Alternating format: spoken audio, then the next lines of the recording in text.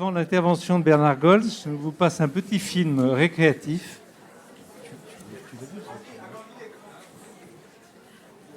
J'agrandis l'écran. Je pense que tu peux le mettre en grand écran. Non, il est là.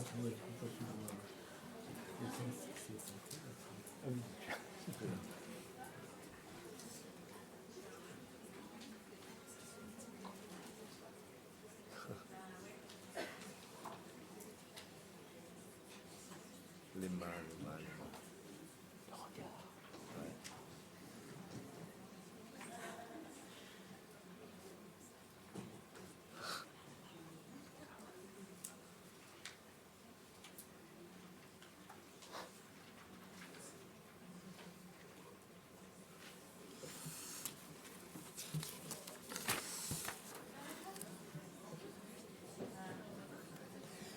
Voilà, donc je pense qu'il faudrait passer ce film après l'annonce du diagnostic, lorsque les parents réfléchissent à l'implant cochléaire. Je pense que ce serait utile de leur montrer ce genre de petit film. Bon, je te passe la parole, Bernard. Merci beaucoup, Jean-Michel. Ça me fait vraiment très plaisir d'être...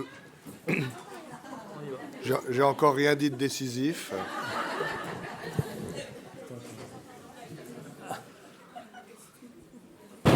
Là, on entend mieux.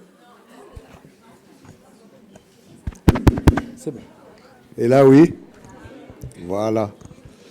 Donc, je redis quand même un grand merci à Jean-Michel Delaroche et puis à toute l'équipe organisatrice de cette journée de m'y avoir invité. Voilà, donc ça me fait très plaisir d'être là parce que, bon, d'abord, j'ai deux passions, enfin, entre autres, dans la vie, qui sont le langage et la musique. Alors, du coup, je me suis beaucoup occupé de bébés parce que, d'une certaine manière, l'entrée dans le langage des bébés se fait par la musique et puis parce que le bébé entre dans le langage. Voilà, donc c'est à ce titre-là que Jean-Michel m'a demandé de parler un petit peu des conditions de l'accès au langage chez le bébé, parce qu'effectivement, je ne suis pas spécialiste de la surdité. Bon, et en même temps, j'y ai réfléchi, bien sûr, comme tout le monde, parce que je crois que la surdité, le champ de la surdité nous ouvre toute une piste de réflexion qui sont intéressantes très largement. Alors, pour les pédopsychiatres, les psychologues, les psychanalystes, la question du langage est évidemment essentielle, mais le langage est un objet de réflexion éminemment transdisciplinaire et tout le monde a quelque chose à dire. Beaucoup de disciplines ont quelque chose à dire de fondamental sur le langage et personne n'a le monopole, bien entendu, de ce qui peut être dit dans ce champ. Moi, aujourd'hui, je m'exprimerai de ma place de pédopsychiatre. Je suis responsable du service de pédopsychiatrie à l'hôpital Necker, où il y a un centre référent pour les troubles des apprentissages et en particulier du langage. D'ailleurs, le langage, c'est peut-être pas seulement une question d'apprentissage, mais c'est aussi une question d'acquisition, ce qui est tout à fait autre chose. Peut-être que j'aurai l'occasion d'en parler tout à l'heure. Et puis à Necker, en ce moment, enfin depuis un certain temps, avec Jean-Michel Delaroche, avec Claire Favreau, avec Nathalie Lundon, avec Lisa Housse, on travaille à la mise en place d'un projet de recherche sur la prévention des risques autistiques ou des troubles neurodéveloppementaux chez les enfants atteints de surdité. Voilà, donc c'est évidemment quelque chose à quoi je réfléchis, même si je le redis, je ne suis pas spécialiste absolument de ce champ. Moi, j'ai longtemps travaillé, en préparant cette intervention, j'ai beaucoup pensé à une petite fille que je suis depuis de nombreuses années à Necker, qui est d'origine chinoise, qui a été adoptée, et qui est profondément autiste et profondément sourde. Elle a été implantée et c'est un sujet de réflexion et d'étonnement et d'émerveillement aussi, de voir comment, sans pouvoir entrer dans le langage encore, elle entre effectivement dans la subjectivation, comment elle commence à sortir de sa bulle autistique, à se sentir être, à se sentir exister, et ce sera le fond de mon propos, c'est que les conditions d'accès au langage sont au fond, recouvrent en partie les conditions de ce qui permet à quelqu'un de se sentir exister comme une personne. J'y reviendrai. Alors, j'ai longtemps travaillé à Saint-Vincent-de-Paul, où j'ai été en grande partie formé par Michel Soulet. Et puis, depuis une dizaine d'années, donc, toute l'équipe a été transférée sur le site Necker Enfants Malades. Voilà, à Saint-Vincent-de-Paul comme à Necker, c'est un service de pédopsychiatrie générale, avec des bébés, des enfants, des adolescents. Mais bon, avec toute une partie de l'équipe. Dans l'équipe, il y a Chantal Clouard, qui est bien connue, je crois, de l'UTES, hein, et avec qui nous travaillons beaucoup. Et donc, toute une partie de l'équipe se centre sur... Enfin, il y a 3 grandes problématiques qui m'animent, et je le dis parce que c'est à partir de là que mon discours va s'organiser. J'ai beaucoup travaillé, je travaille beaucoup sur le développement précoce du bébé, en général. Je me suis beaucoup engagé aussi dans la question de l'autisme et des troubles envahissants du développement qui s'y attachent. Et puis, parce que j'ai justement été formé par Michel Soulet, j'ai beaucoup travaillé dans le domaine de l'adoption. Comme lui, j'ai été longtemps membre du Conseil supérieur de l'adoption. Alors, je dis cela parce que les 3 domaines sont différents, bien sûr. Bébé, autisme, adoption, mais sans jeu de mots aucun, le lien entre ces 3 domaines, ça donne un peu de cohérence à mon travail quand même, le lien, c'est le lien. C'est-à-dire que le développement précoce, la mise en place de l'appareil psychique de l'enfant, pour moi, je me le représente de plus en plus comme la mise en place de ses premiers liens, de ses liens primitifs, et la manière dont il va pouvoir les penser, se les représenter mentalement. L'autisme, c'est une pathologie extrêmement douloureuse où précisément les enfants échouent totalement ou partiellement à mettre en place ces fameux liens. Et l'adoption, c'est une situation particulière où un enfant doit mettre en place ces liens avec des adultes qui ne l'ont pas fabriqué, mais qui vont se positionner pour lui comme ses parents adoptifs, ses parents, tout au long de la vie. Voilà, donc le lien est pour moi essentiel, et évidemment, j'en parlerai dans un instant, le langage est probablement un de nos liens les plus sophistiqués, mais qui nécessite, avant de pouvoir advenir, la mise en place de toute une série de liens plus primitifs. Ça va ? Vous pouvez vous rapprocher. Ah, le son est mauvais. Non, mais je vais pas trop vite. Non, vous pouvez pas venir sur mes genoux, mais vous pouvez vous approcher encore. Bon. Alors, j'ai choisi quelques points pour illustrer le thème que Jean-Michel m'a confié, donc sur les conditions de l'accès au langage verbal.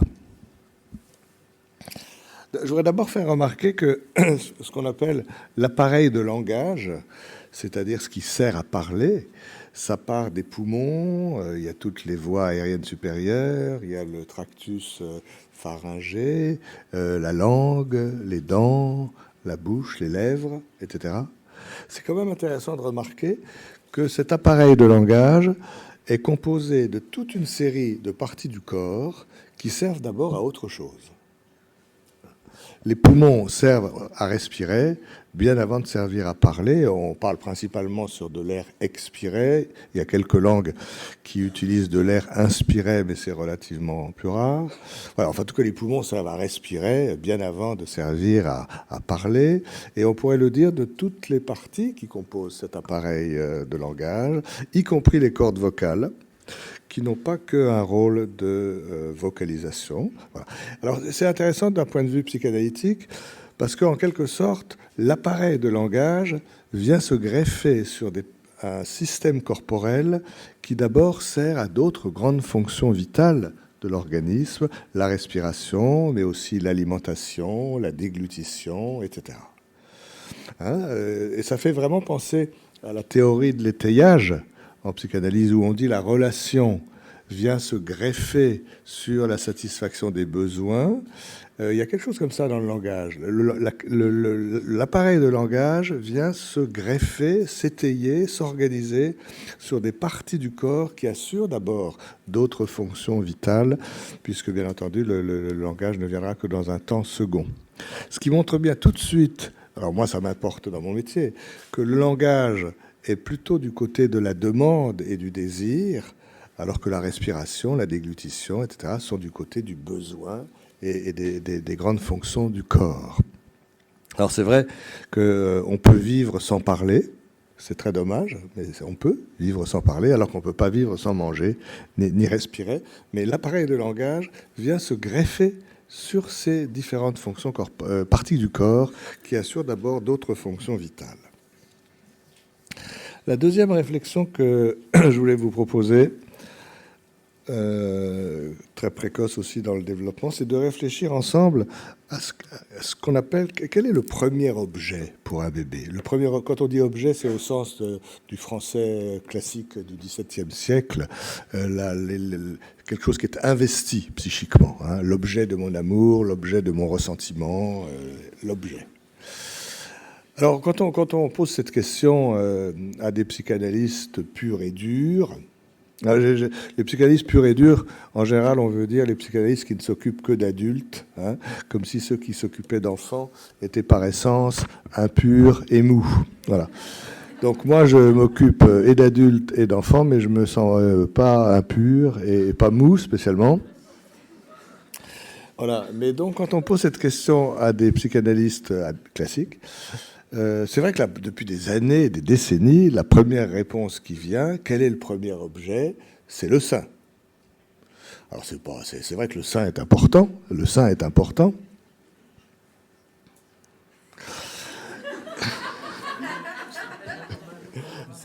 Le sein maternel est important. Mais c'est vrai que il va être représenté, l'enfant va se le représenter progressivement. Il va devoir travailler, bien sûr, toute la question de l'absence du sein, la présence du sein, c'est-à-dire de la mère, effectivement. Mais Françoise Dolto a été une des premières à dire, mais quand même, avant la rencontre du bébé avec le sein maternel, ou le biberon, hein, bien entendu, c'est un symbole. Avant de rencontrer le sein, le bébé, pendant toute la grossesse, a eu la bouche pleine de liquide amniotique, avec tout un travail, d'ailleurs, sur le liquide amniotique, de déglutition, de régurgitation, tout un travail. Ça va pas? Plus fort? Et avant de rencontrer le sein, sa bouche, à la naissance, va d'abord devoir se vider de ce liquide amniotique, et puis l'enfant va découvrir la bouche creuse, la bouche vide, l'air, le froid par rapport au liquide amniotique de 37 degrés et quelques. Hein.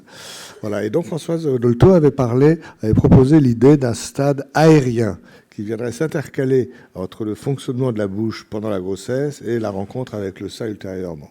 Cette proposition n'a pas eu un énorme succès, mais en même temps, elle était très intéressante. Et les enfants autistes, que je connais mieux que les enfants sourds, les enfants autistes, dans leur traitement, nous parlent souvent d'angoisse très archaïque en lien avec cette bouche vide, froide, dure, cartonnée, etc. Il y a un auteur italien aussi, très célèbre, Italo Calvino, qui a très bien évoqué ça dans son livre qui s'appelait Cosmicomics. Italo Calvino. Dans son livre Cosmicomics. Mais c'est vrai que les artistes sont souvent très en lien avec ces sensations et ces angoisses archaïques. Bref, premier objet, donc, pourrait être l'air. Mais aujourd'hui, et c'est pour ça que je voulais en parler, on a encore une autre hypothèse qui est qu'une des premières choses qui pourrait être investie par un individu, ce ne serait pas en postnatal, ni le sein ni l'air, ce serait en prénatal.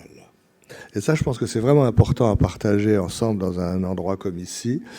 Et je voudrais dire en quelques mots, raconter en quelques mots l'hypothèse d'une Italienne psychanalyste actuelle qui s'appelle Susanna Maiello. Susanna Maiello. Voilà, alors elle s'appuie sur sa clinique avec les enfants autistes, mais elle s'appuie aussi sur tous les progrès de la médecine fœtale. Et vous allez voir, d'ailleurs, ça va très bien avec l'idée qu'un enfant sourd, ça n'existe pas.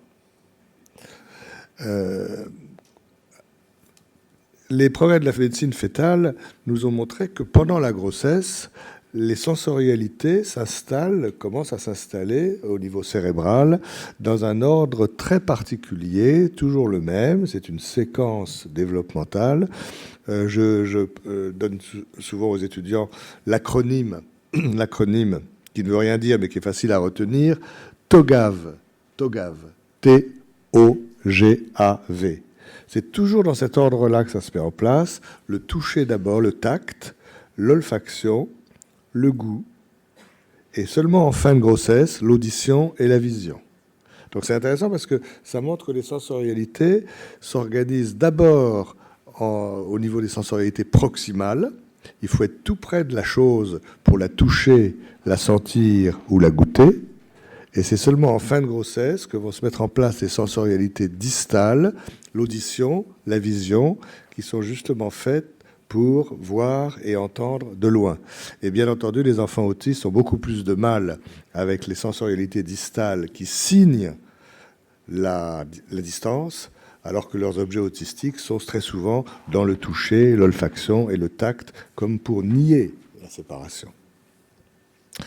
Alors, je reviens à Susanna Maiello, et elle nous invite à réfléchir que dans un utérus, personne de nous ne s'en souvient, évidemment. Peut-être si, mais alors c'est l'état pathologique. Hein. Dans l'utérus, il y a beaucoup de bruit. Hein, on fait très attention qu'il n'y ait pas trop de bruit dans les couveuses, et on a raison. Mais dans l'utérus, il y a beaucoup de bruit qui arrive jusqu'au fœtus. Et Susanna Maiello dit, au fond, il y a des bruits qui viennent du dedans du corps de la mère et des bruits qui viennent du dehors, des sons ou des bruits qui viennent du dehors. Les sons qui viennent du dedans peuvent être rythmiques, plus ou moins réguliers.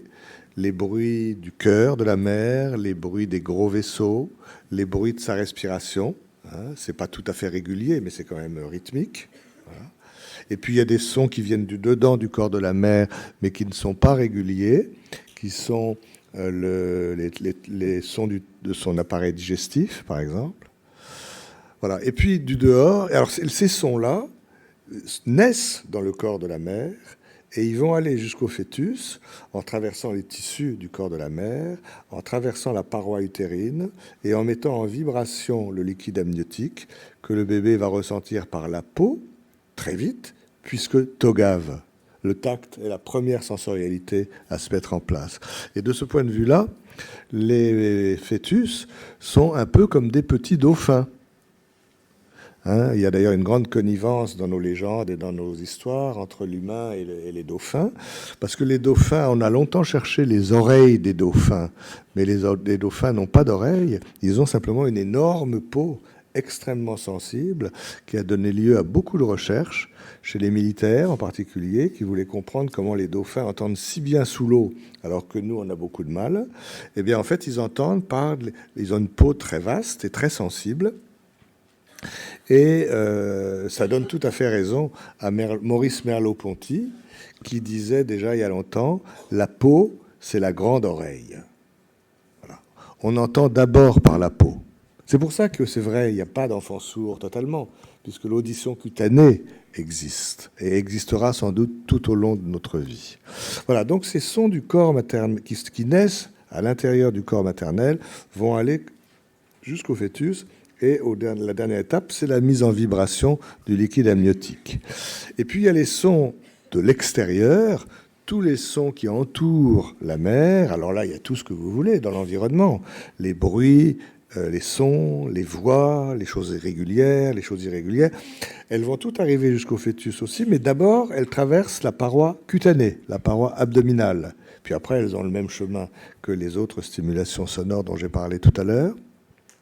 Et la peau a un rôle de filtrage très particulier qu'on commence à comprendre, qui modifie beaucoup, qui structure différemment les sons qui traversent la peau ou ceux qui ne traversent pas la peau. Alors, Susanna Maiello, bien sûr, nous dit le fœtus, de sa place, ne peut pas faire la différence entre les sons internes, les sons externes. Mais peut-être, dit-elle, peut-il remarquer, c'est même pas penser ou savoir, c'est éprouver, ressentir, remarquer qu'il y a un son et un seul son pas comme les autres. Le seul son qui soit à la fois externe et à la fois interne, c'est la voix de la mère. La voix de la mère. Et quand la mère parle, une partie de sa voix va directement jusqu'au fœtus en traversant les tissus de son corps. Et quand la mère parle, sa voix s'exprime au dehors et revient ensuite vers le fœtus en traversant cette fois-ci la paroi abdominale. Donc c'est le seul stimulus sonore qui soit en double inscription, à la fois comme un son interne, un son du dedans, et à la fois comme un son du dehors.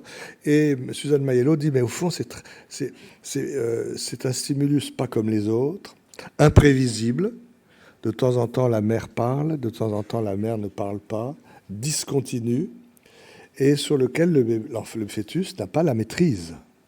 Voilà. Et son hypothèse, alors reconstructive, à partir de son travail avec les enfants autistes, c'est de dire, pour qu'un jour le bébé en postnatal puisse travailler, penser la question de l'absence ou de la présence du sein maternel, peut-être faut-il que déjà in utero, il ait pu effectuer un début de travail pré-psychique sur la question de la discontinuité, de l'imprévisibilité, de l'incontrôlabilité de ce stimulus sonore, pas comme les autres, la voix de la mère. Et moi, je vous ai dit que j'aimais beaucoup la musique, je me dis de temps en temps que la voix de la mère, in utero, c'est le premier opéra du fœtus. Ceux qui aiment l'opéra savent que les moments les plus touchants, d'ailleurs l'audition cutanée, le langage en garde un souvenir, puisqu'on dit que quelqu'un a une voix plus ou moins touchante, que quelqu'un a une voix plus ou moins caressante, que quelqu'un a une voix plus ou moins horripilante, c'est la peau aussi. Voilà. Et à l'opéra, les moments les plus émouvants, je crois, c'est qui sont peut-être des souvenirs très anciens de notre vie intra-utérine, c'est que de temps en temps, il y a un chaos de sons plus ou moins inorganisé, puis quelque chose va se dégager, et tout d'un coup, la voix de la soprano surplombe l'ensemble. Et ça peut nous donner, d'ailleurs, en termes d'audition cutanée, la chair de poule. Voilà. Alors on est plus ou moins sensible à l'opéra, mais c'est vrai qu'en général, soit on adore, soit on déteste, mais l'opéra laisse peu indifférent, en quelque sorte, parce qu'il me semble il y a cette hypothèse plausible d'un lien avec cette audition cutanée qui se met en place donc dès la grossesse. Alors vous voyez, c'est vrai, même les enfants qui n'entendront pas par les oreilles entendent déjà par la peau, en tant que fœtus, entendront par la peau toute la vie. Et d'ailleurs, un certain nombre de techniques d'aide et de rééducation peuvent passer, bien sûr, par la perception cutanée. Donc, je trouve tout à fait justifié et légitime cette question de ce thème « Un enfant sourd, ça n'existe pas ». Voilà. Pour moi, penser que le premier objet investi psychiquement ou pré-psychiquement par un fœtus est déjà de l'ordre du son donne à la question du langage une place tout à fait considérable. Voilà, je vais dans la deuxième partie de mon propos, qui est de dire qu'au fond, essayer de montrer rapidement comment les conditions d'accès au langage sont en fait les conditions de l'accès à la subjectivation. Pour ça que le langage nous concerne tous. Le parler à quelqu'un, ou penser à quelqu'un même, suppose que ce quelqu'un, dans notre tête, est une représentation suffisamment précise et stabilisée et différente de soi. Si les enfants autistes ne parlent pas, c'est pas une question de lèvres, de langue ou de bouche. C'est parce que, au début, en tout cas, de leur trajet existentiel, l'autre n'a pas une représentation facile. Ils ne peuvent pas y penser de manière claire et stable. Et donc, penser à un autre qui n'est pas encore un autre, c'est presque une évidence. Et pour eux, au début, compliqué et difficile. Alors, à Necker et avec Lisa Hous, qui participe au projet de recherche dont on parlait tout à l'heure, on a beaucoup travaillé depuis des années sur un programme de recherche qui s'appelle le programme PIL. PIL, PIL comme face. PIL, ça veut dire Programme international pour le langage de l'enfant, enfin peu importe. Voilà. Et en fait, on arrive à quelques idées simples qui se dégagent de ça. C'est qu'il n'y a pas d'accès à la communication générale ou langagière sans accès d'abord à l'intersubjectivité. J'en dirai un mot à l'instant. Mais il n'y a pas d'accès à l'intersubjectivité sans rassemblement des différents flux sensoriels qui viennent de l'autre. Quand un bébé est en relation avec sa grand-mère, comme dans le film, ou avec sa mère pendant l'allaitement, ou avec un adulte, il va prendre du visuel, il va prendre de l'auditif si c'est possible, il va prendre du tactile, il va prendre du proprioceptif, de l'olfactif, etc. Et il doit rassembler tout ça. Peu importe les termes qu'on emploie pour en parler, mais c'est seulement s'il arrive à prendre ensemble tous ces flux sensoriels qui viennent de l'autre, qu'il va pouvoir ressentir que l'autre est un autre, et ressentir que l'autre est un autre, que soi et l'autre, ça fait deux, eh bien c'est ça qu'on appelle l'accès à l'intersubjectivité. Et je voudrais insister un tout petit peu là-dessus ce matin. L'accès à l'intersubjectivité, c'est sans doute un processus extrêmement complexe et délicat, mais on voit bien l'idée. C'est qu'un enfant, le plus vite possible, ça dépend des modèles, ça dépend des enfants, ça dépend des conceptions qu'on a, mais enfin, le plus vite possible, un enfant doit pouvoir ressentir, éprouver. Je ne prends pas des termes intellectuels, là, je prends plutôt des termes affectifs, émotionnels. Il doit pouvoir ressentir, éprouver que lui et l'autre, ça fait deux. Qu'entre soi et l'autre, il y a un écart qu'on appelle justement l'écart intersubjectif. Et c'est cet écart qui doit progressivement s'instaurer et en même temps être rempli de liens qui aboutiront un jour au langage. C'est ça que je veux expliquer ce matin. Et pour l'expliquer le plus simplement possible, je vais prendre un exemple qui est impossible ici, dans une salle aussi moderne et propre. Mais quand même, prenons l'exemple d'une araignée au plafond. Si une araignée est au plafond et qu'elle veut aller par terre, elle va pas se... Oui, Martine me fait remarquer que avoir une araignée au plafond, c'est parfois une façon d'évoquer un petit dysfonctionnement. Voilà. Bon, en tout cas, si on pense à une araignée au plafond, si elle veut aller par terre, elle va pas se jeter par terre. Elle tisse des fils, elle descend, elle descend, elle descend, et quand elle est arrivée par terre, bien sûr, elle est séparée du plafond qu'elle a quitté, mais elle reste reliée au plafond qu'elle a quitté par les fils qu'elle a elle-même sécrétés. Et elle peut remonter même, si elle veut, si elle doit. Ça, je ne sais pas faire la différence entre les besoins et les désirs des araignées, mais enfin, s'il faut qu'elle remonte au plafond, elle va remonter le long des fils qu'elle a elle-même sécrétés. Alors, l'exemple n'est pas tout à fait parfait par rapport au bébé et à l'adulte, parce que dans l'histoire, le plafond ne fait pas grand-chose, sauf de soutenir le poids de l'araignée. Bon. Tandis que ce que je veux indiquer en ce qui concerne l'accès à l'intersubjectivité du bébé, c'est que le bébé et l'adulte, ensemble, doivent creuser l'écart intersubjectif et en même temps co-tisser, co-sécréter des liens qui leur permettent de rester ensemble malgré la distanciation. Et vous voyez, Geneviève Hague, une grande observatrice de bébés, une grande thérapeute d'enfants autistes, a fait remarquer que ce geste-là, que je suis pas pris d'un accès mystique particulier, ce geste de la prière est quasi universel, parce qu'il nous parle probablement de cette question de la fusion et de la diffusion initiale qui permet à l'enfant d'avancer vers l'intersubjectivité. Voilà, alors, c'est un mouvement compliqué. Creuser l'écart pour pouvoir ressentir qu'un autre existe et en même temps tisser des liens. Et là, je ne peux faire que les citer. Mais quels sont ces liens qui doivent se mettre en place? Eh bien, en vrac, parce qu'ils sont tous importants, il n'y a pas de hiérarchie, il y a les liens de l'attachement. Les liens de l'attachement, c'est une façon de rester ensemble malgré la différenciation.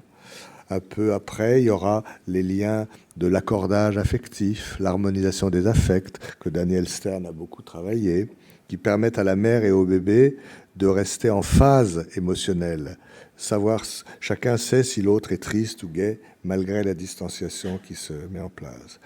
L'empathie, avec les neurones miroirs.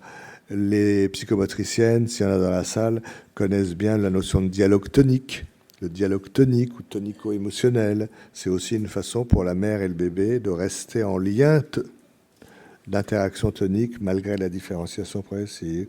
Et puis sur le plan de la psychanalyse, on pourrait parler des identifications projectives normales. Voilà. Alors ce que je voulais dire aujourd'hui, parce que c'est ça, le but, c'est pas de rentrer dans le détail de tous ces liens, mais c'est de dire qu'il faut que les conditions d'accès au langage, il faut que tous ces liens fonctionnent à peu près bien pour qu'un jour le langage arrive.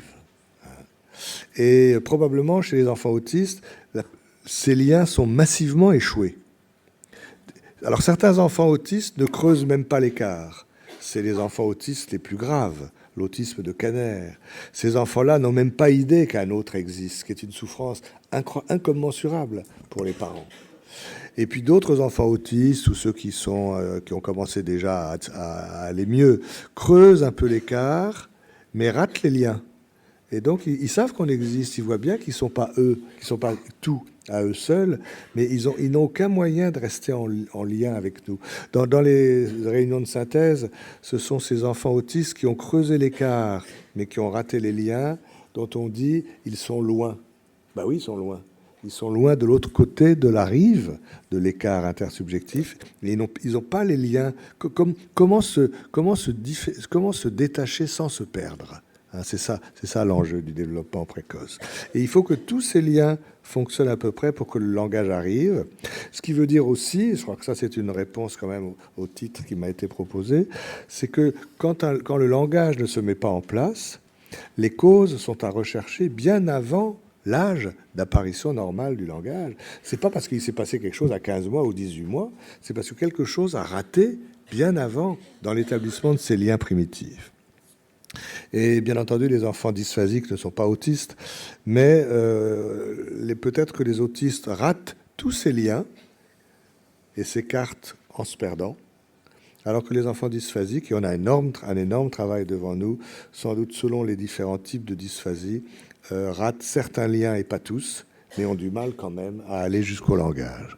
Et le langage verbal, maintenant on peut partager cette façon de dire, c'est le fil de l'araignée le plus sophistiqué.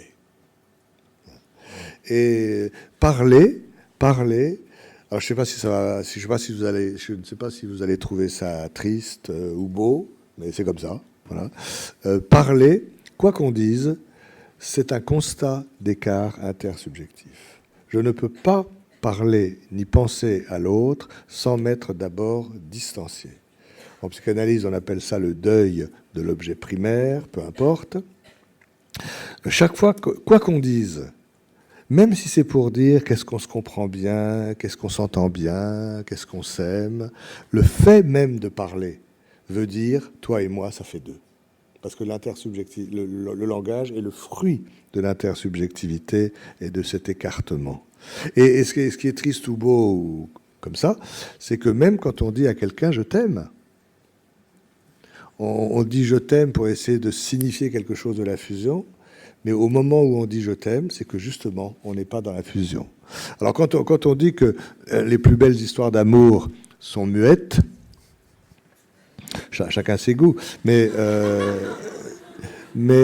en fait, la phrase complète, plutôt, ce serait de dire « les plus belles histoires d'amour fusionnelles sont muettes ». Là, il n'y a pas forcément.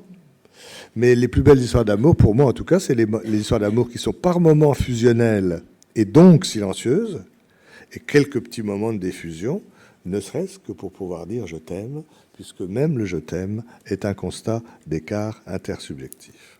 Voilà. Alors je passe sur les travaux actuels qui ont permis de mieux comprendre comment on peut comment le bébé peut prendre ensemble les différents flux sensoriels de l'autre. Il y a des processus de mantèlement, de commodalisation, de segmentation. Je passe sur tout ça, mais l'idée principale, c'est ça. Une des conditions principales d'accès à la communication et au langage, c'est quand même l'accès à l'intersubjectivité. Et le pendant intrapsychique de l'intersubjectivité, c'est la subjectivation. Mais je vais laisser ça de côté parce que je voudrais terminer en évoquant les deux grands types de communication qu'on a très bien vu là tout à l'heure dans le petit film, et qui démontre qu'effectivement, un enfant complètement sourd, ça n'existe pas. Pas simplement parce que, au sens de Winnicott, c'est parce qu'il y a d'autres modes de communication auxquels il faut être extrêmement attentif. Alors vous savez sans doute qu'il y a deux grands types de communication dans la vie de tout le monde, enfin des bébés, des enfants, de tout le monde. Il y a une communication qu'on appelle verbale, linguistique, ou digitale. Digital, c'est pas pour faire chic, simplement. C'est parce que digital, ça veut dire des petits paquets d'informations et que la chaîne parlée, on peut la découper en petits paquets d'informations, soit des syllabes, soit des monèmes, soit des phonèmes. Enfin, vous savez tout ça aussi bien que moi. Mieux, sans doute. Et puis, il y a la communication qu'on appelle préverbale ou prélinguistique, qui n'est pas digitale, mais qui est analogique. C'est le langage des mimiques, le langage du corps, le langage des gestes, et j'en donnerai un exemple dans un instant. Et préverbal, pourquoi ? Parce que la communication analogique précède la communication verbale, bien sûr. Le bébé s'exprime avec son corps bien avant de pouvoir parler, mais c'est pas un précurseur qui va s'effacer quand le langage verbal arrivera. Quand le langage verbal arrivera, la communication avec le corps, les gestes, les mains, il n'y a qu'à me regarder parler là, ça continuera toute la vie. La communication analogique prépare l'avènement du langage verbal, mais la communication analogique aussi, elle est fondée sur l'accès à l'intersubjectivité.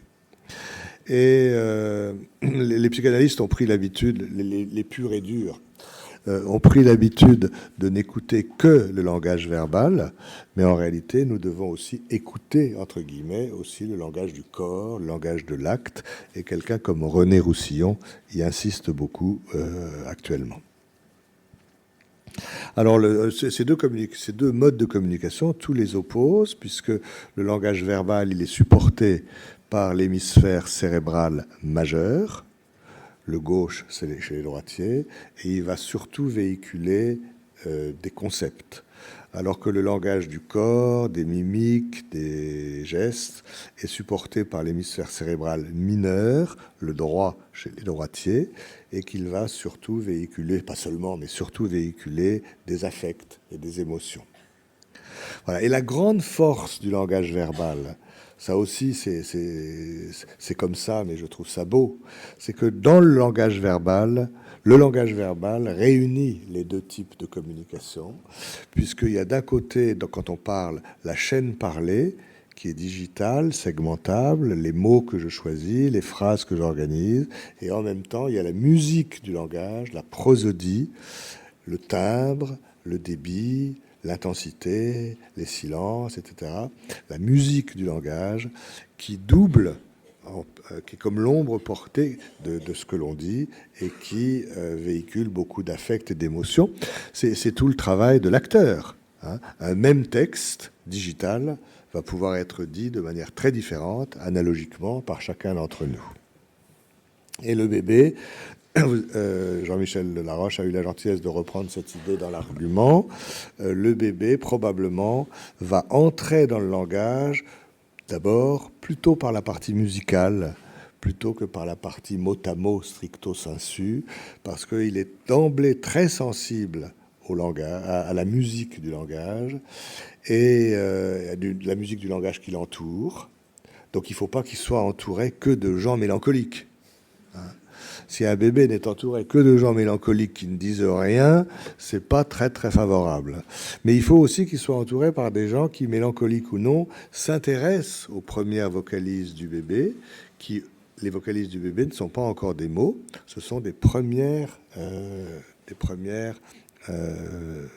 productions musicales.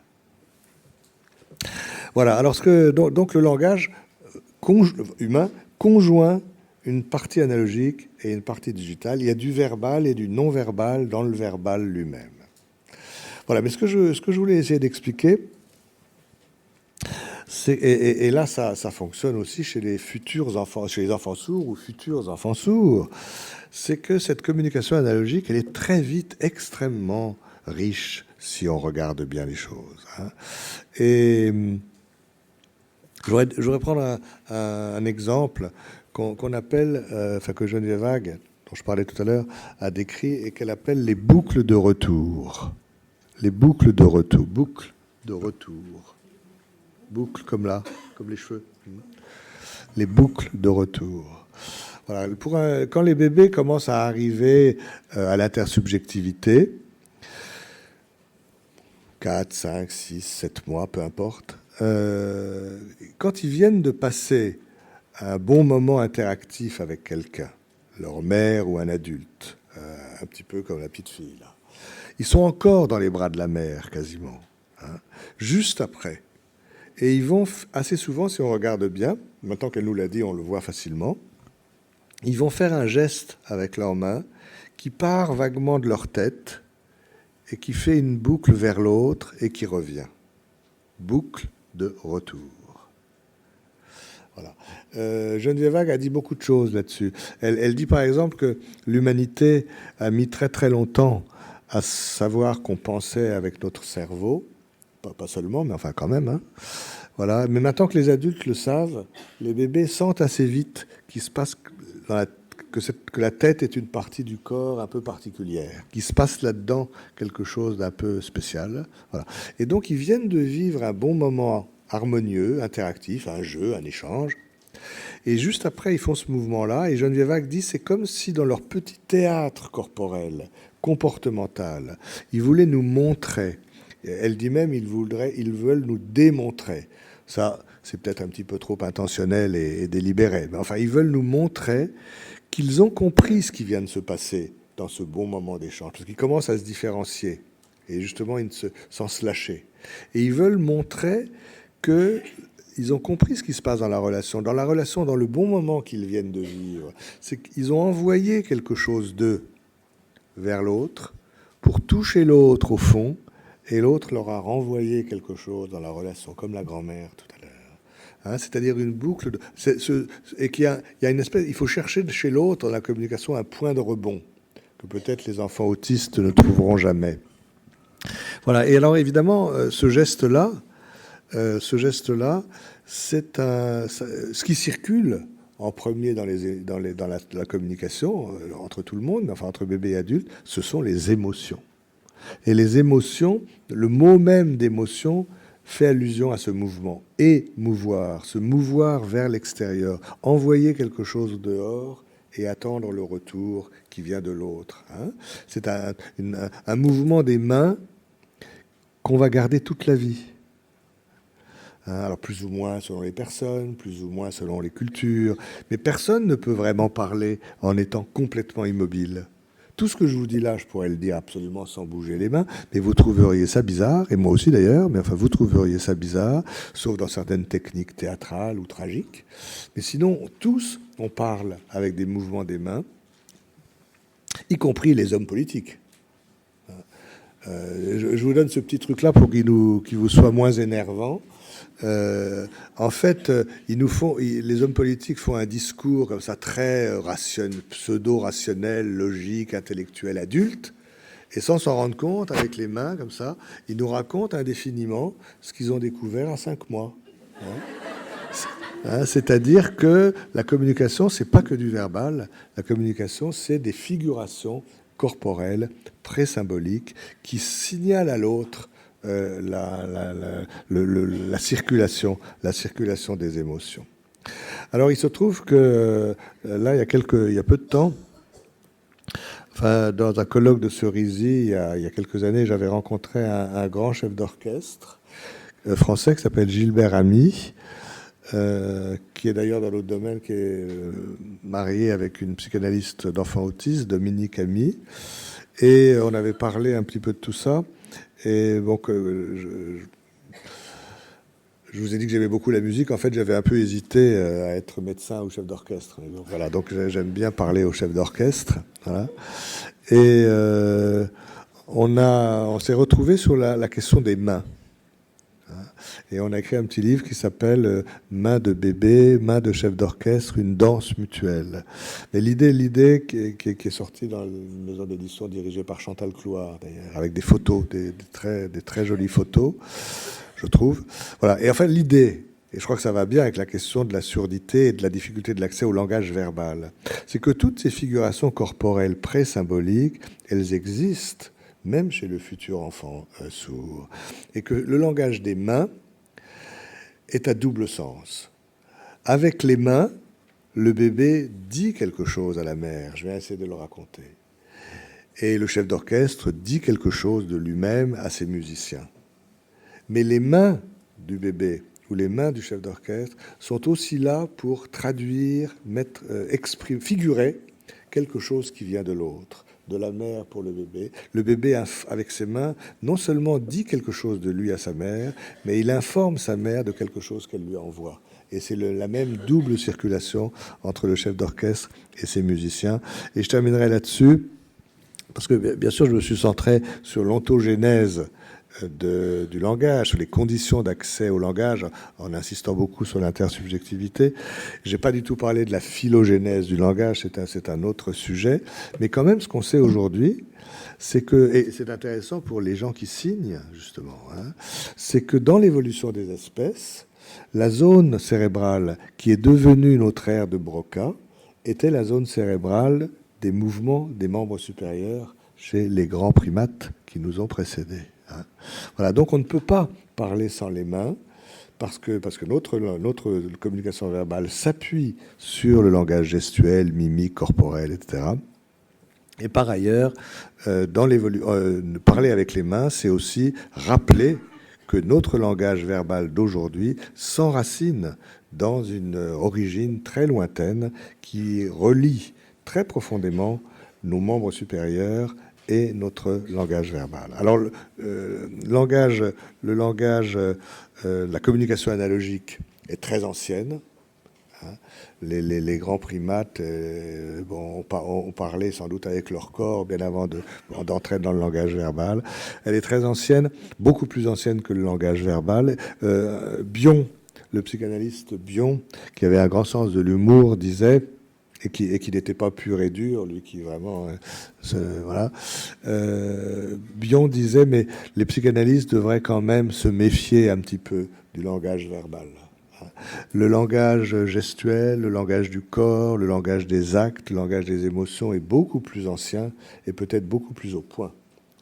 Ce que un poète brésilien a très bien résumé, Mario Quintana, un grand poète brésilien, qui a dit cette phrase que je trouve superbe, surtout pour conclure un long discours, qui ne comprend pas un sourire ne comprendra pas non plus une longue explication.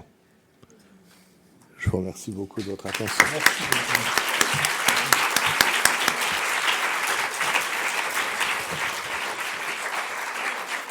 Donc je vais demander aux oratrices de la matinée de nous rejoindre pour les questions.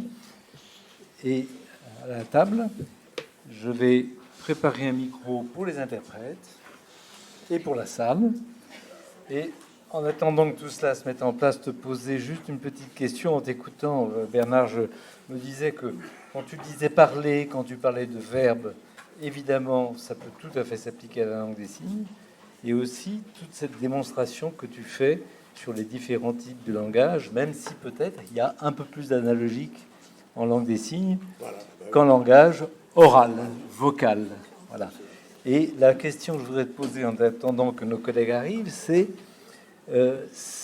la question que tu développes aussi beaucoup dans tes livres, qui est la question de la triade et de la présence du père dans la relation, dans le lien du bébé à sa mère, mais à l'autre. Hein. Et est-ce que tu penses que le père a un rôle à jouer dans l'accès au langage de façon générale pour un enfant? Si je te disais non, aucun rôle, je pense que tu aurais un peu de mal à me croire quand même. Non, mais par contre, ce que je veux insister, c'est que justement le père, souvent la psychanalyse parle du père, d'un père tardif, d'un père oedipien, d'un père qui est là pour un peu séparer la mère et le bébé. Alors que là, chez les tout petits, bien sûr, le rôle du père est très important, mais c'est pas un rôle de séparation. C'est un rôle, on dit parfois que le père, c'est un tiers, mais un tiers reliant. Un tiers nourricier de la dyade qui va permettre justement au bébé et à la mère de s'écarter sans se lâcher.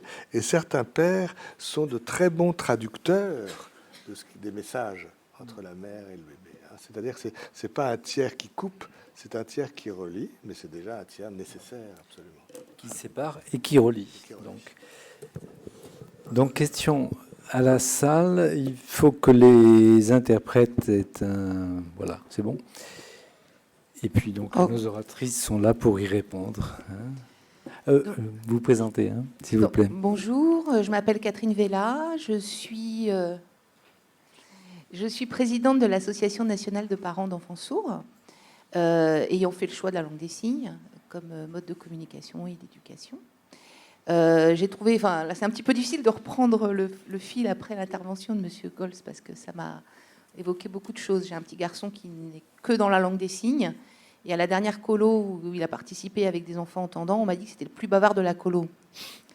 Et donc voilà, ça veut dire que sa façon de s'exprimer avec son corps, avec ses signes, avec ça, fait que ça a été le plus bavard. Il avait des tas de choses à dire et ça a très bien passé avec les autres, avec les entendants qui étaient là.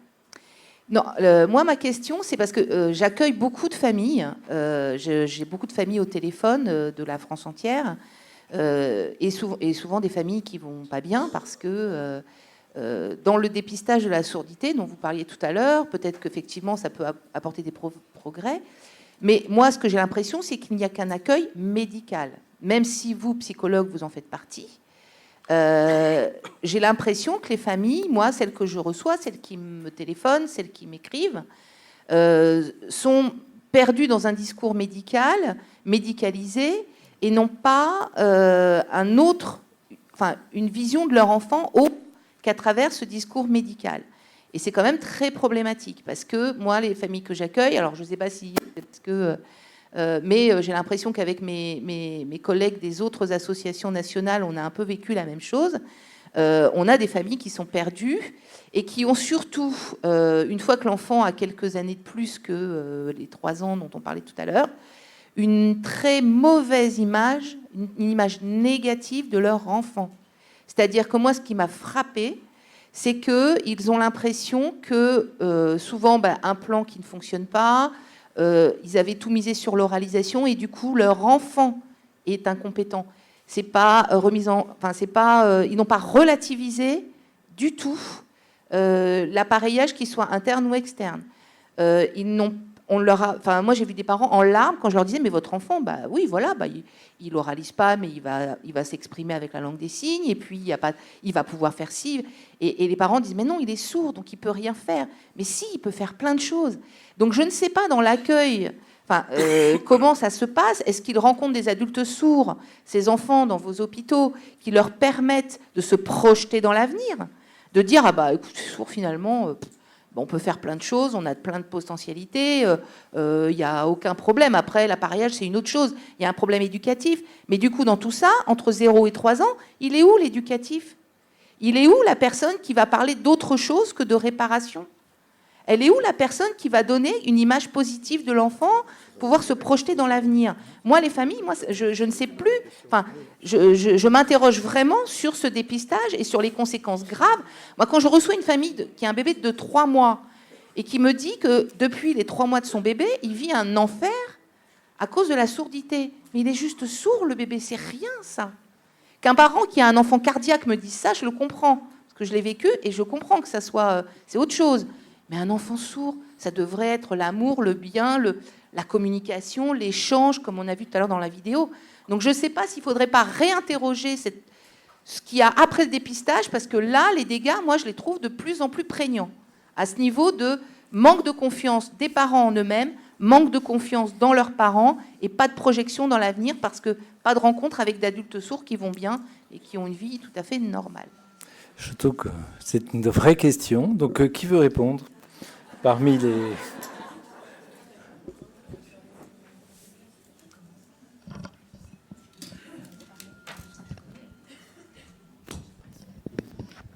Oui. Ce que vous voyez, peut-être, c'est les échecs de la prise en charge de ces dames. Du coup, je vais commencer par répondre. Effectivement, c'est une très bonne question. On va commencer par ça.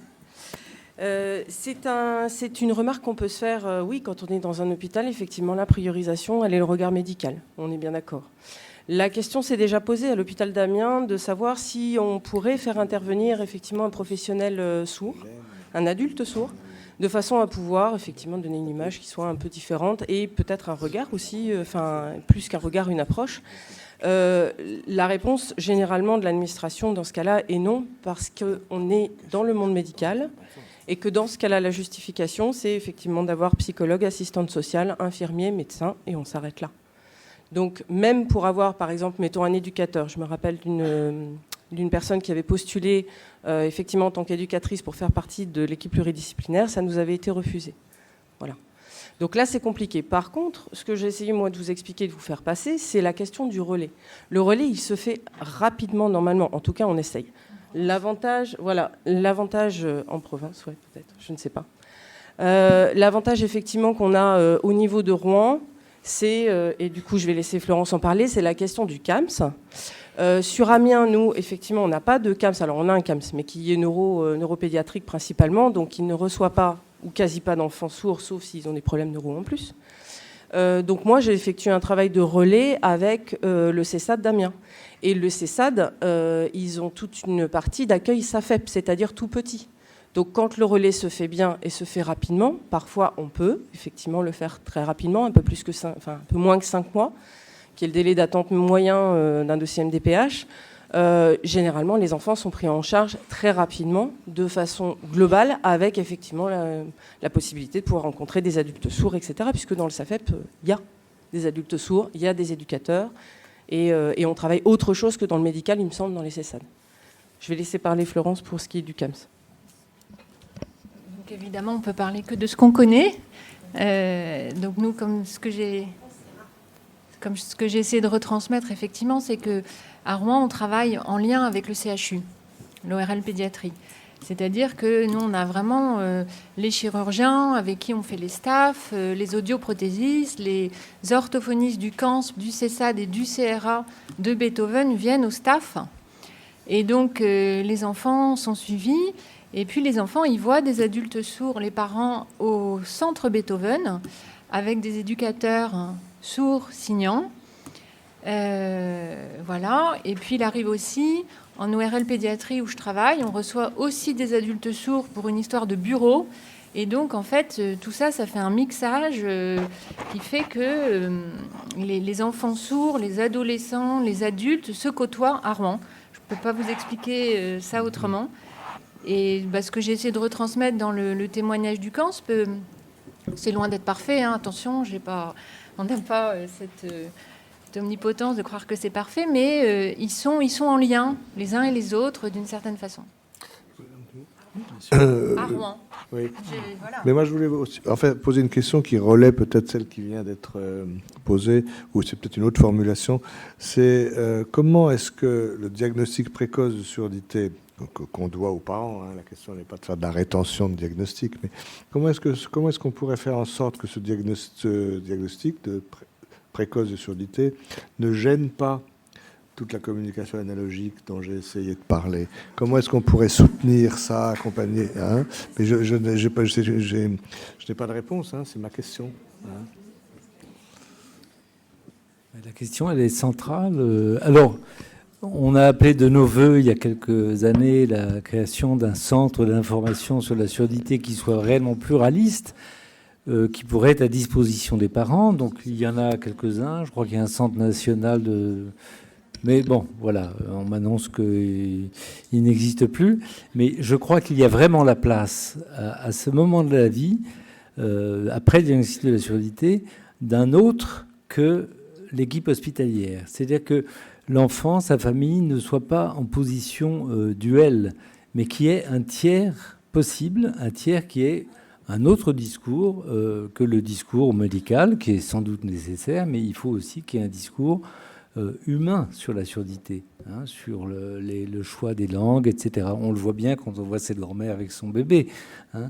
Si ces familles voyaient ce type de film, ils pourraient réfléchir différemment, sans doute.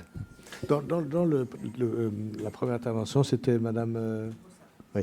D'ailleurs, dans ce témoignage vraiment très émouvant, vous avez dit, d'ailleurs, je crois que c'était le père ou la mère, qui du coup s'était arrêté de parler à l'enfant. Et bon, bien entendu, c'est un réflexe logique, mais parler à un enfant qui n'entend pas, alors c'est très important quand même, parce que ça fait parler, ça fait passer les mimiques et les gestes du langage dans la communication analogique. Un enfant, il a besoin non seulement d'entendre parler, mais de voir parler. Mais c'est tout l'enjeu de l'accompagnement. Ouais, c'est ça, et c'est ce qu'on essaye de maintenir et de soutenir. Hein. Ouais.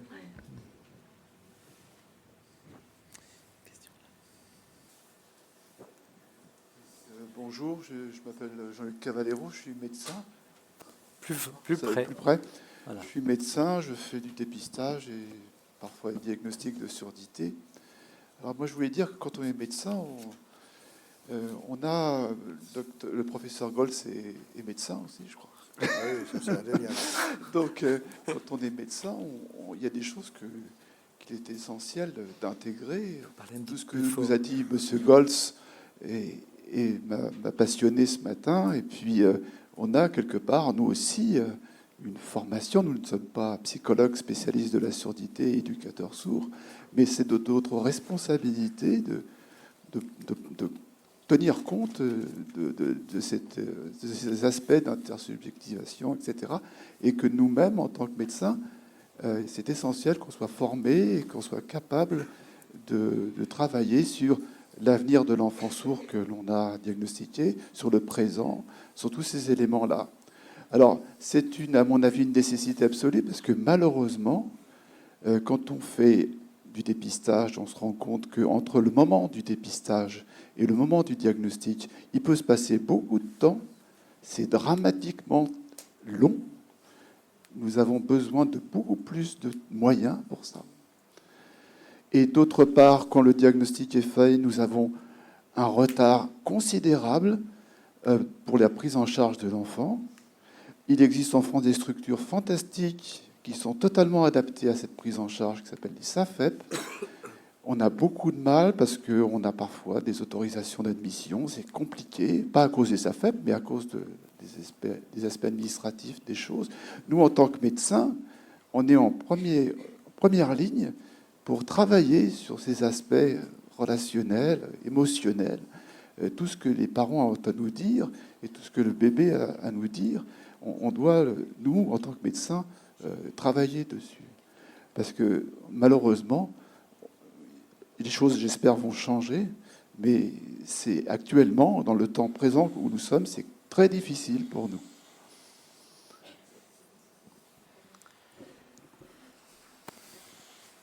Bonjour. Est-ce qu'on pourrait dire que, Martine de Thor, est-ce qu'on pourrait dire qu'il y a plusieurs niveaux sur lesquels nous parlons? Il y a un niveau médical, il y a un niveau du développement psychologique de l'enfant et des relations avec ses parents. Moi, je pense qu'il y en a un autre, c'est les effets de la surdité sur les parents, dont je essaierai de vous parler cet après-midi. Et donc, c'est donc encore un autre niveau. Et puis, il y en a d'autres qui, en France, sont intéressants à questionner. C'est comment on considère un handicap. Qu'est-ce qu'on comment socialement on considère ce handicap-là? Je prends toujours l'exemple de la Suède, et je ne suis pas certaine que ce soit encore vrai et comme ça, mais en Suède, il n'y a pas si longtemps, quand un bébé sourd naissait, non seulement l'État donnait un peu de temps à la famille et un peu d'argent et aux services compétents pour avoir recours à des adultes sourds qui signent et qui parlent, que les parents puissent faire des choix qui soient vraiment des choix, et l'État payait, dans la commune de résidence des parents, des cours de langue des signes pour tout le, écoutez-moi bien, quartier. Pour tout le quartier. C'est-à-dire que c'est une conception, je le prends exprès un peu, voilà, pour qu'on pense, c'est une conception totalement différente.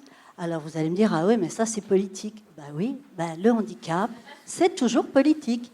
Et la langue, c'est toujours politique aussi. Ça a toujours des enjeux qui sont d'un autre ordre que la relation individuelle. Et donc nous, pauvres travailleurs de la santé, nous nous retrouvons tous les jours avec ces différents niveaux amenés par les parents. Les difficultés sociales, le temps. Alors là, le temps, il est à tous les étages. Hein. Tous les registres, il y a le temps, la temporalité. Et nous, dans chacun de notre rôle, nous essayons de nous contorsionner pour prendre en compte, en fait, tout ça.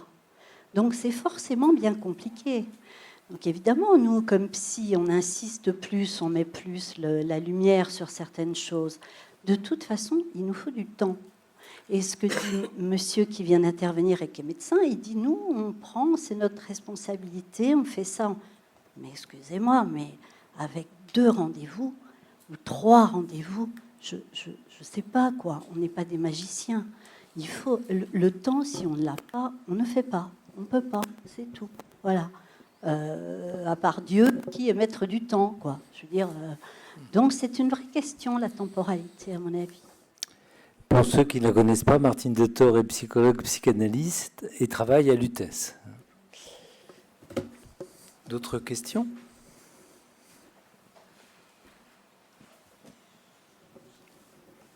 Bonjour, donc moi je suis Solène Mézeray, je suis psychomotricienne au CAMS Janine Lévy sur 12e. Alors vraiment je suis plus Solène fort là, Mézeray, parce qu'il faut articuler un minimum. CAMS Janine Lévy dans le 12e. Donc voilà, j'ai bien entendu, on a bien entendu la volonté des hospitaliers de vraiment soutenir les parents, accompagner les enfants. C'est vrai que nous, dans la réalité concrète du CAMS et dans notre travail, on observe quand même 2 choses principales. Déjà, les enfants qui ressortent quand même encore beaucoup avec des prescriptions en libéral, de cabinet libéral, suite à des diagnostics de surdité. Donc voilà, la première. Pour nous, c'est un vrai problème. Et la deuxième chose, c'est, vous parlez beaucoup du temps, de la temporalité des parents. Et c'est vrai que nous, on voit vraiment un contraste entre la temporalité des parents, de la réflexion pour eux, de l'implant, du diagnostic, puis de l'implant, et la temporalité vraiment médicale des rendez-vous, du bilan pré-implant qui s'enchaînent, on leur demande très vite des réponses, etc. Donc voilà, c'est des choses qui nous questionnent beaucoup, nous, sur le CAMS, comment réfléchir, comment travailler avec les hospitaliers pour mieux répondre à toutes ces questions et préoccupations pour les parents et pour les enfants qu'on accueille. Donc c'était une remarque plus qu'une réflexion, qu'une interrogation. Hein, c'est ça. Ouais. Il y a d'autres. Vous voulez un commentaire? Ouais. Comment on essaye effectivement toutes ces questions en fait soulèvent toutes les problématiques que Martine évoquait. Ça sollicite énormément de choses. Ça sollicite déjà tout simplement les moyens humains. Hein, aussi, il faut dire les choses comme elles sont. Hein. On met en place des dispositifs au niveau national avec des moyens quasiment à flux constant. Hein. Donc ça aussi, c'est un paramètre à prendre en compte.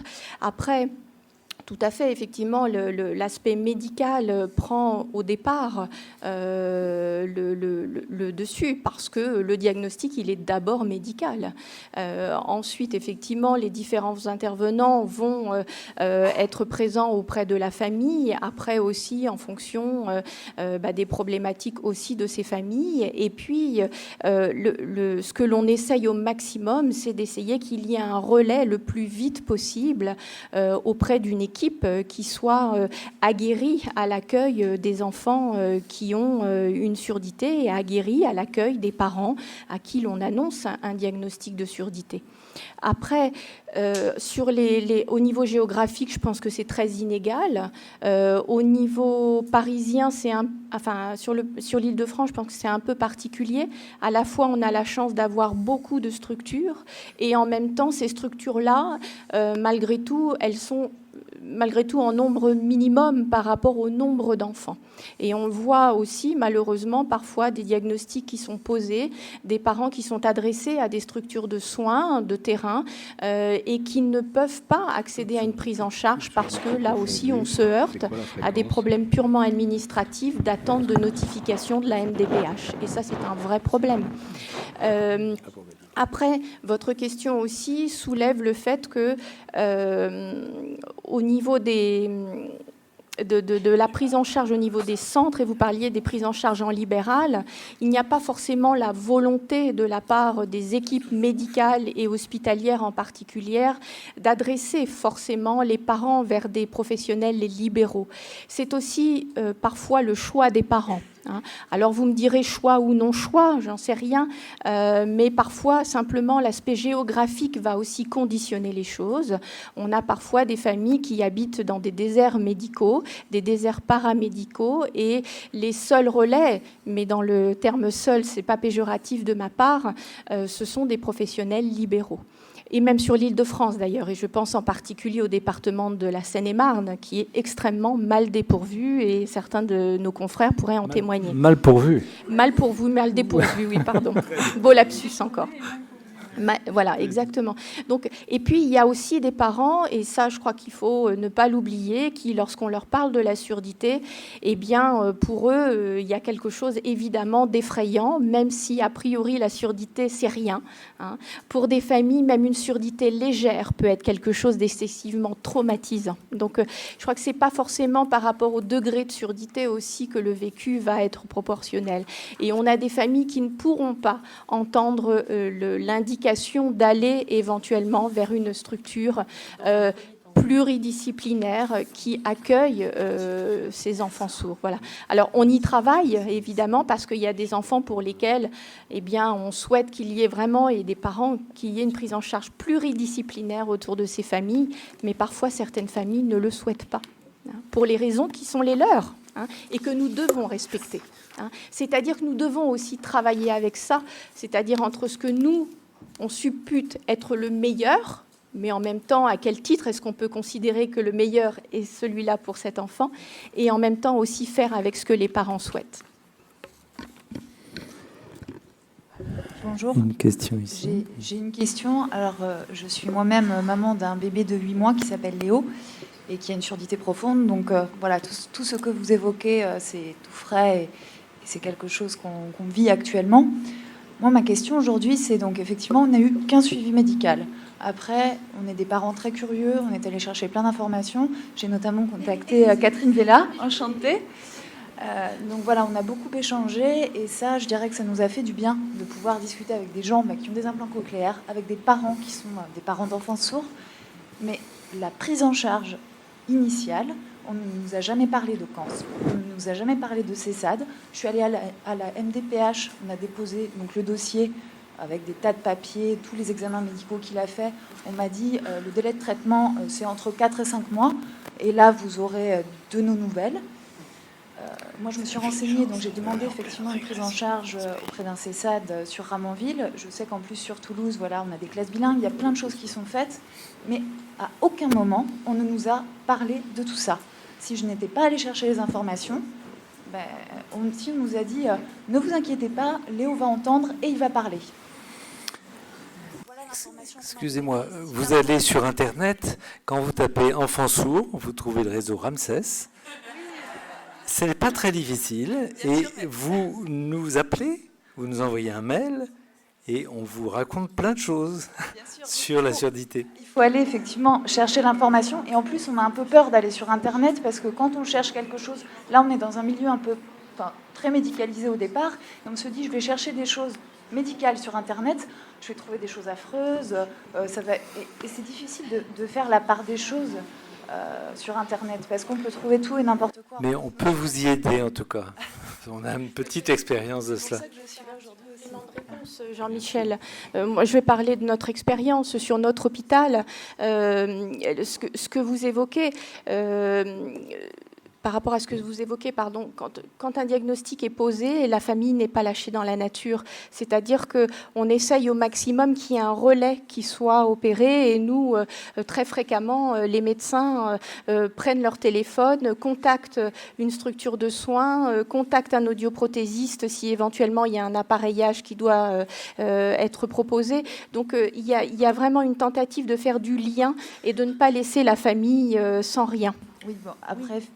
Alors, mais c'est vrai que au sein de la structure médicale, il nous manque, je pense, beaucoup d'autres informations qu'on devrait donner dans les premiers temps, mais qui peuvent aussi emboliser un petit peu les autres informations médicales qui doivent être importantes à donner aux parents. Voilà. Et je pense qu'on a un niveau d'information à donner qui est tellement important que les médecins peut-être réduisent un petit peu leurs propos et n'évoquent pas aussi toutes les autres potentialités, les possibilités associatives autour de... Voilà, il y a plein de choses très intéressantes. Et c'est vrai qu'on est obligé, nous, de reprendre un peu les choses et de les transmettre, mais petit à petit. Et c'est vrai que ça ne se fait pas forcément dans un premier temps. Et on peut le regretter, c'est vrai. Normalement, ça doit être dans le cahier des charges. Oui. Alors, attendez, parce que vous n'avez pas le micro, Mme Vella. Donc, vous parlez du carnet des charges du dépistage néonatal, qui effectivement est très précis et qui donne un certain nombre d'informations, mais qui ne sont pas toujours suivies des faits, malheureusement.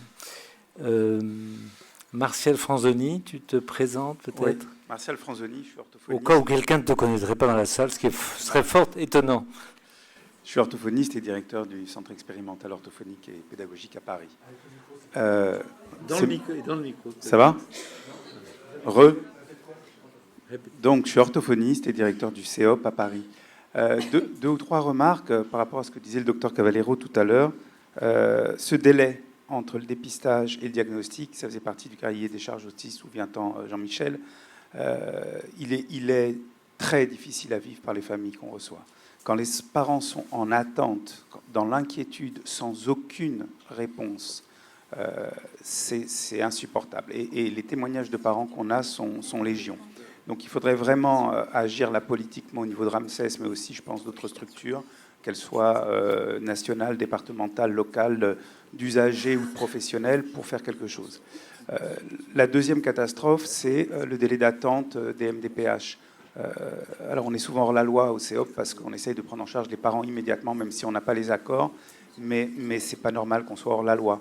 Donc il faudrait vraiment agir au niveau des CDAPH, des MDPH, mais là encore, il faut faire un travail au niveau de l'ARS, parce que ni à l'ARS ni au niveau des MDPH, ils sont conscients de ce qui se passe, et de surcroît, comme dans les différents départements et les différentes régions, les fonctionnaires qui y travaillent différemment.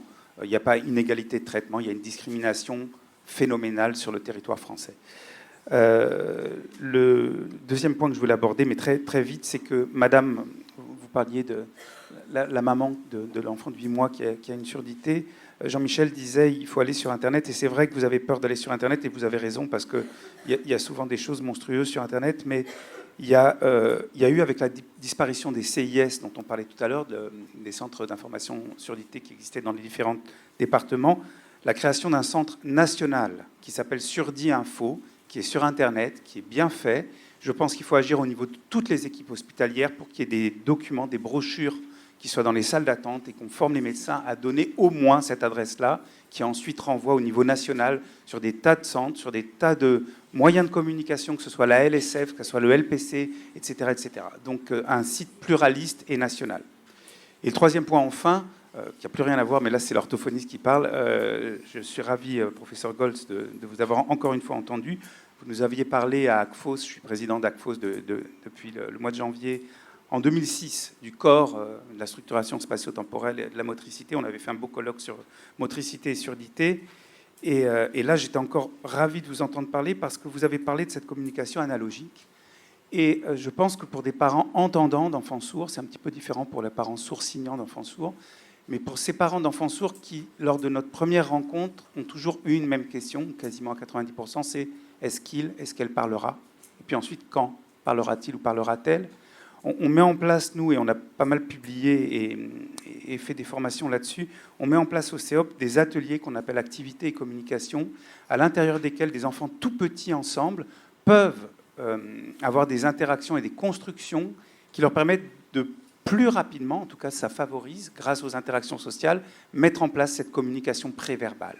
Et on filme toutes ces séances, on fait des montages semaine après semaine, et plusieurs fois par an, le samedi matin, on réunit des parents et on leur montre que leurs enfants sont des êtres de parole, sont des êtres verbaux.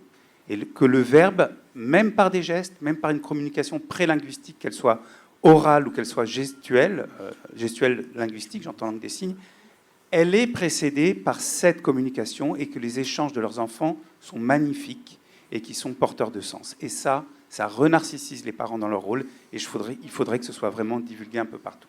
Voilà, je vous remercie. Je peux répondre ? Quand vous êtes arrivé ce matin, je distribuais une petite brochure, toute petite, que peut-être vous avez regardée ou que vous regarderez. Elle répond de notre place à l'UTES, qui est un lieu d'écoute et de thérapie, la question que tu poses, c'est-à-dire un papa et une maman sortent de la maternité avec un bébé dans les bras, ils ont fait des tests et il y a un doute sur une oreille. Alors vous ferez d'ici 3 mois, ce serait bien que vous fassiez un audiogramme. Tous ceux qui ont eu un bébé savent dans quel état on est quand le bébé a 1 jour ou 2 ou 3 ou 4. Nous, on s'aperçoit que ces 3-4 mois-là, lâchés comme ça, avec un bébé et cette anxiété, c'est toxique.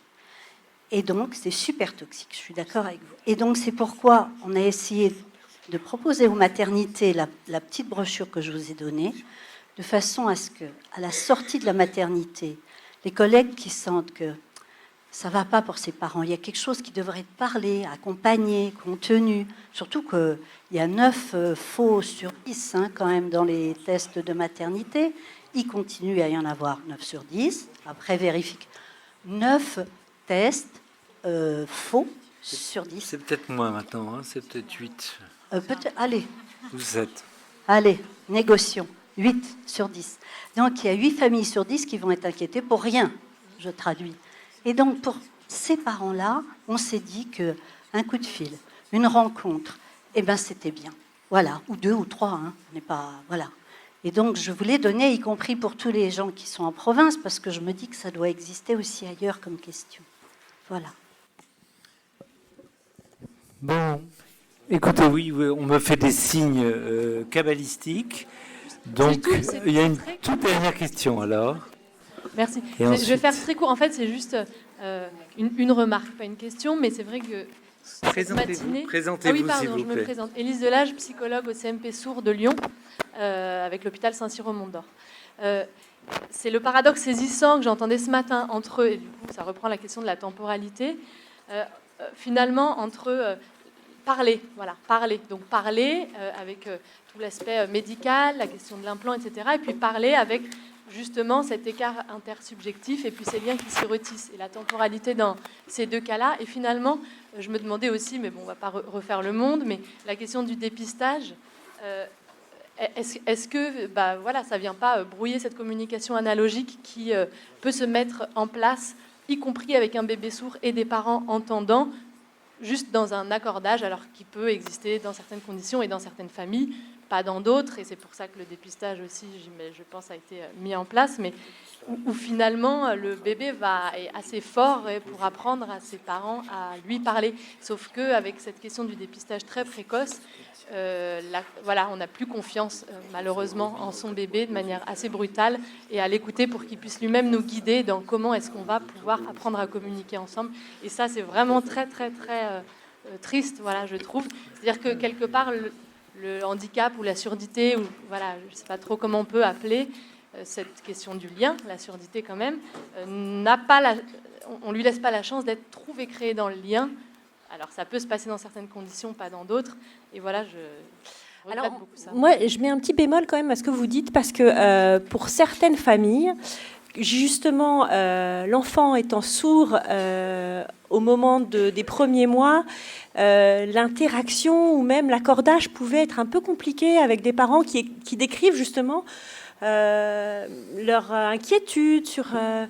leur inquiétude plutôt sur un mode de est-ce que mon enfant a une possibilité et des compétences relationnelles indépendamment de la surdité, parce qu'ils n'étaient pas encore au courant. Mais c'est-à-dire que, attends, je m'exprime mieux, certains parents pouvaient entretenir avec leur enfant avant qu'il soit sourd, qu'il sache qu'il soit sourd, pouvaient entretenir des relations qui pouvaient être difficiles ou avec des difficultés d'ajustement que le diagnostic a pu, dans certains cas, permettre une adaptation, un ajustement et de mettre du sens exactement sur quelque chose qui ne comprenait pas ou qui n'arrivait pas à maîtriser. Donc on a pu quand même voir quand même des réajustements assez précoces qui pouvaient... se mettre ouais, voilà. Et je pense que ça, c'est important parce que dans certains cas, c'est très compliqué. Et en effet, le dépistage brouille les pistes et brouille des relations. Mais dans certains cas aussi, l'annonce du diagnostic de la surdité permet de mettre des mots sur une difficulté qui n'était pas comprise et aussi un ajustement, une prise en charge adaptée. D'accord. Donc il y a eu un bénéfice secondaire de l'annonce du diagnostic et de la prise en charge pluridisciplinaire. Cela dit, je rappelle quand même qu'on nous étions un certain nombre à être des arriérés, c'est-à-dire à nous opposer farouchement à ce repérage de l'audition en néonatal, eu égard aux conséquences potentiellement graves, et que nous préconisions un repérage de la surdité, un diagnostic vers 3-4 mois. Hein. Voilà. Mais ce dépistage néonatal, ce repérage est passé par voie d'arrêté présidentiel, c'est-à-dire squeezant complètement les débats qu'il devait y avoir entre l'Assemblée nationale et le Sénat. Il est passé par voie d'arrêté présidentiel entre les 2 tours de l'élection en 2012. Voilà. Point de suspension. Merci de votre audience. Et donc, on se retrouve vraiment à 2 heures. 2 heures, voilà. 2 heures pour pouvoir commencer à 2h15, 14h15. Merci.